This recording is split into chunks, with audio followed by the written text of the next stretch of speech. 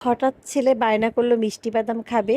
বাসায় অল্প বাদাম ভাজা ছিল, ভাবলাম সেটা দিয়েই তাকে বানিয়ে দিই। এজন্য প্রথমে এখানে হাফ কাপের একটু কম চিনি নিলাম, তারপর সামান্য একটু পানি দিয়ে দিলাম, 1 টেবিল চামচের মতো। পানিটা দিয়ে একটু অপেক্ষা করলাম। যখন চিনিটা গলে গেছে তখন একটা খুন্তির সাহায্যে অনবরত নাড়তেছিলাম।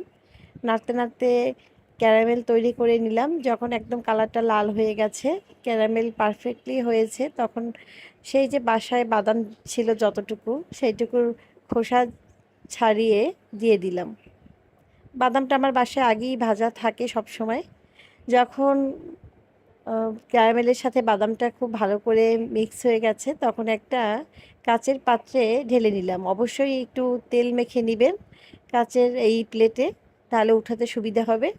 এই তো আমার মিষ্টি বাদাম তৈরি হয়ে গেল, আর আমার ছেলেও খুশি হয়ে গেল। তার বায়না